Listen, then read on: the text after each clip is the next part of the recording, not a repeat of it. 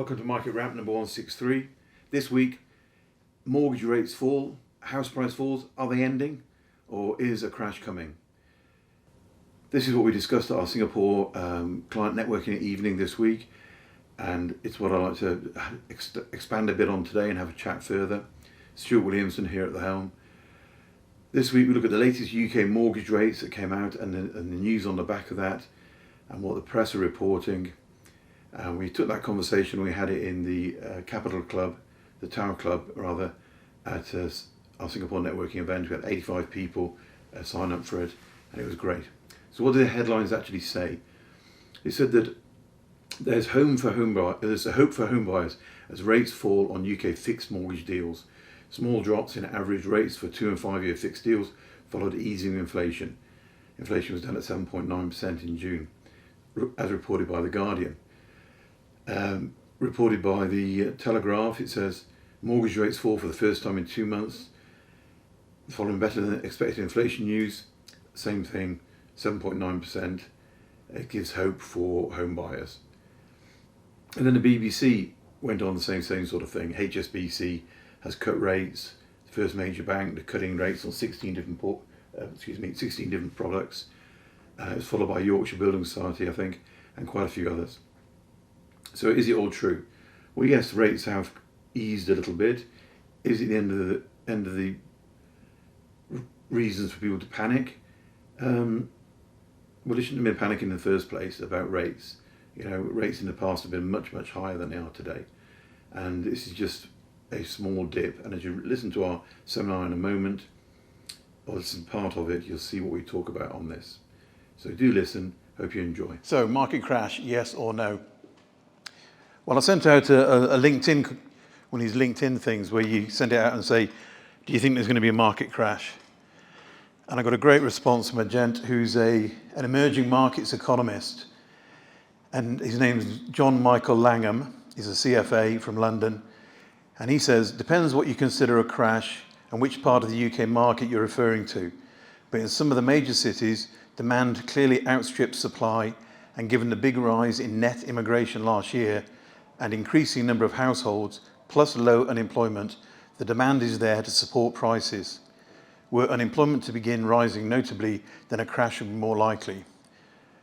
And that really is the message, I think, from myself this evening, is that, you know, last year the actual legal immigration into the UK was huge. Does anyone know what the figure was, by chance? 1.2 million. Okay, it was supposed to be 600,000, but apparently they got the figures wrong. So it's 1.2 million. And these are not sort of people coming across on boats. These are people who are 28 to 32 years old, degree level, earning a minimum of £30,000 on a proper visa. And they are people who don't bring their kids, so they're not a burden to society. They're normally quite healthy, so they're not going to use the hospitals. So they're actually quite good people to get on board. And we had 1.2 million of them last year. Every year going forward, anyone from Scotland here? Yes. Yeah. Okay. What's the population of Glasgow, do you know? Oh, I bet 1 million. Okay, well they say it's 600,000. And they're saying that 600,000 people come every year going forward. So every year we'll have at least one new Glasgow turning up. Jesus Christ. I know. All you can say is I hope they don't come with the accent. Or the attitude, yes. You're right there. Yeah, God, get him in here, you little bastard. So 600,000 people, and that's what this guy, the economist, is talking about there, is with that sort of thing going on, then is it likely to be a crash? And we don't believe so. But it's where you're buying in the UK that's important. Now, just to give you some background, I put up there what the ONS says about properties in the UK, which is not that well-known fact, that of all the properties in the UK, a third of them are rented, a third are owned for cash, and a third have mortgages on them. As you can see, they're 32%, 33%. Of the 32% with mortgages, that's 7 million homes. Only 5% of those have 10% equity or less. So if you've got interest rates going through the roof, which people think they are, then that's the sort of people, as it says at the bottom, first-time buyers, people coming off fixed deals, but if they're planned properly, they shouldn't be in the poo. Okay, this is a report from CBRE. They just did this in June. What they said would happen at the beginning of the year, prices would fall moderately, so on and so forth. But the most important thing is what will happen next. Number of new sales instructions recorded by RICS, monthly residential is gradually increasing. While this will help support transactions, the comparative shortfall in buyer inquiries point to further house price falls. We forecast falls in the region of 6%. Then you go on to talk about the rental market. The rental market is up by 20% over the last 2 years. In London, it's up by nearly 30%. In Edinburgh and Glasgow, it's up by nearly 30%. And it's expected to go up by another 10% across the whole of the UK this year. So you've got a very strong rental market. So again, the question is, where will the house price falls occur and where will you not get that? Everyone's been talking about mortgage rates going up. You know, end of the world is nigh. If you read it with Financial Times, you'll see they're always talking about it, the FT, the Daily Telegraph, the Guardian.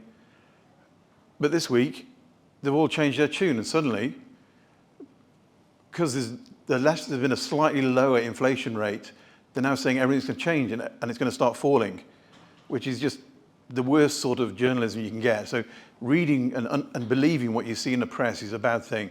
It's more important to look at the real research people behind it. You know, people like Savills or Knight Frank, those sort of people, they might have an axe to grind, but they don't publish rubbish. What's actually happening out there in the market? East Anglia, prices are falling. House prices fell across Wales for the first quarter. So what we're seeing is where everyone ran away to with COVID, I get away to the coast, get to the country, you know, buy a house so you don't have to potentially get infected. Those places are now going down in value, whereas the city centres are going up in value. And that's the difference between the two, is that the outlying areas are falling and will continue to fall because they were overvalued in the first place. The inner cities, because people are moving back, are going through the roof. So it's a case of cities are good places to buy, not all of them. I mean, London is still way too inflated. You can't get a good rental yield on it. But places like the Midlands, Nottingham, Derby, Sheffield, Birmingham, some outskirts of Manchester, they're still good places to buy, and it's a good buying opportunity there. The point is, if you're buying this year, don't buy houses, because houses have gone up in price by 30 to 40% more than flats. So the message really that we would use, which we're more than welcome to talk about amongst ourselves, is buy flats, buy them in city centres, buy them in the Midlands and the North. Don't get involved in houses unless you're already involved in it, then it's too late anyway. Look at where you're buying, buy it with a strong infrastructure and a good employment situation. Make sure the tenants are good. That's the biggest thing, and also the agent is good. If you get a rubbish agent and a rubbish tenant, it'll make your life hell. You know, and I'm sure we've all been nightmare tenants when we were young, perhaps. I certainly was. So it's important to try and get a good tenant and a good management agent to look after it. So that's really our sort of view. The market isn't crashing, but it is if you live on the coast. City centres are places to buy, and prices in the city centres went up by nowhere near as much as houses, so it's still a good buying opportunity. So is a crash likely? We don't, you know, most of the clients we spoke with yesterday and ourselves, we don't believe so. There will be some weakness in the overpriced areas, and we are seeing that already. Is a report in the one of the Welsh papers that the Principality Building Society said that house prices had fallen by 1.6% for the first time since COVID. And that's because prices went up by too much in Wales. We've seen the same in East Anglia, parts of the north, where people rushed to get to escape COVID. They're now realising they can't be out there. They do need to go to work and need to come back into the office. And so consequently, they're having to sell their houses, sometimes at a discount. But it means city centres really, though, are going very well and doing very well. So that was the outlook from our client discussion. What other news do we have? Michael Gove and Rishi Sunak on this coming Monday, according to the FT, are going to be issuing a new strategy approach as to how they're going to hit their 1 million houses being built during the term of the current Tory government. Now, what they've had is a lot of pushback from backbenchers, and I think we saw that really at the election in Uxbridge last week, Boris Johnson's former seat, the ultra low emission zone has been deemed not to be appetising for the electorate.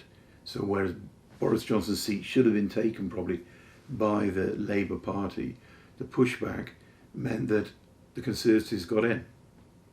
The issue is that the NIMBY, not in my backyard, Tory councillors, the backbenchers who are in Parliament, as well as Tory councillors, don't want to have building on green land. And Rishi Sunak has said he will not hit his target by concreting over the countryside. What he's planning is something much more reminiscent of the 1980s, which is the London Docklands Development Corporation, if you recollect, which Michael Heseltine did. And so it's to regenerate those areas. And regeneration of those areas is a good idea. And that's what they're trying to focus on now, is let's regenerate that as opposed to building on green space. And there is an argument for that. But it's the way it's being done is fairly cack-handed. They put aside £24 million to supercharge the planning department to get more stuff through.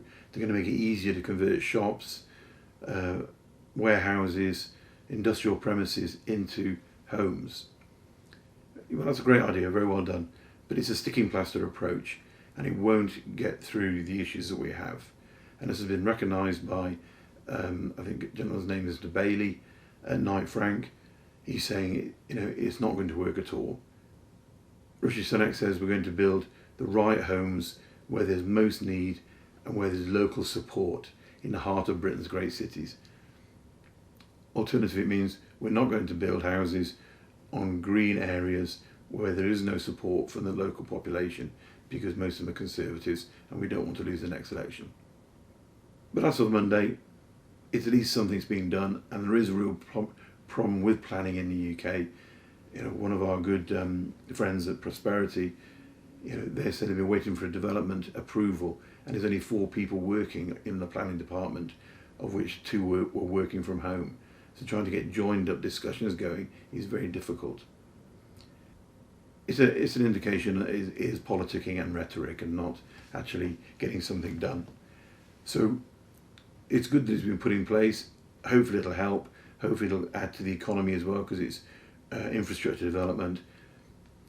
But longer term, the answer is not. It's still to have a target and try and get our 300,000 minimum houses. In reality, this present Parliament is going to end with them building the least houses they've built since the Second World War. I mean, that is pretty grim. But what it does mean, with immigration, with the cost of living crisis, people can't afford to go out and buy, it'll force up rents. Those rents will mean it's a good opportunity to invest in the UK from a buy-to-let perspective, which is what we're all about at APW. So, there we go, that's it for the week. I hope you enjoyed it, a little bit different. Do like, subscribe, comment, because it's great to hear what people have to say. This week in the Singapore client event was a very similar thing. Great to get feedback. So please do let us know what you're thinking, let us know what your thoughts are, and we can discuss them another time. Thank you very much.